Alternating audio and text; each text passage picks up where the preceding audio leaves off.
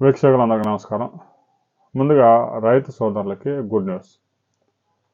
ముఖ్యంగా కడప, కర్నూలు, అనంతపురం, చిత్తూరు జిల్లాల్లో వేరుశెనగ సాగు చేసిన రైతులకి గరిష్ట ధరలు దక్కుతున్నాయి. తెలంగాణలో కూడా కొన్ని జిల్లాల్లో పెద్ద ఎత్తున వేరుశెనగ సాగు అవుతోంది.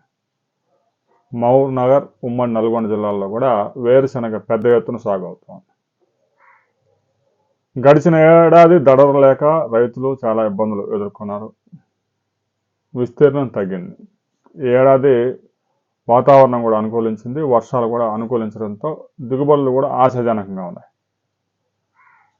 కింటా కర్నూలు మార్కెట్లో 10,200 రూపాయల గరిష్ట ధర నమోదవుతా ఉంది.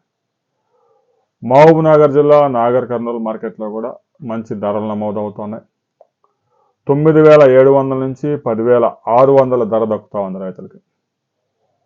వేరుశెనగ రైతులు కొన్ని సమయాల్లో క్వింటా 6,000, 6,500, 7,000 ధరలు కూడా దక్కక తీవ్రంగా నష్టపోయారు. పెట్టుబడులు విపరీతంగా పెరిగిపోతూ ఉన్నాయి, సాగు ఖర్చులు పెరిగిపోతూ ఉన్నాయి, దిగుబడులు అంతంత మాత్రంగా ఉంటున్నాయి. 20 గోతాలు 30 గోతాలు కూడా కావడం లేదు.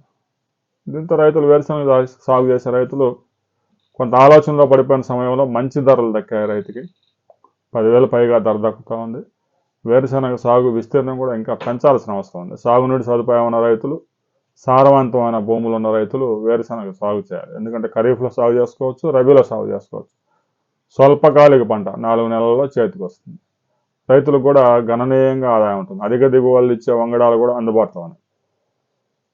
దేశం ఇప్పటికి కూడా వంట నూనెల దిగుమతుల మీద ఆధారపడి ఉంది. రైతు సోదరులు మంచి ధర వచ్చింది. వేరుశెనగ కర్నూలు మార్కెట్కి ఒకే రోజు 1,400 క్వింటాల సరుకు వచ్చింది. అయినా కూడా ధర స్టెబిలైజ్గా ఉంది. కందులకు కూడా మంచి ధరలు దక్కుతూ ఉన్నాయి. 7,400 రూపాయల క్వింటా ధర పలుకుతూ ఉంది.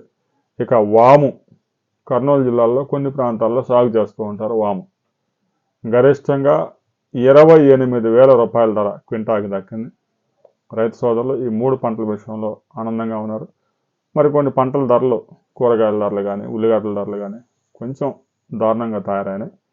వాటి వివరాలు మరో వీడియోలో మనం తెలుసుకుందాం.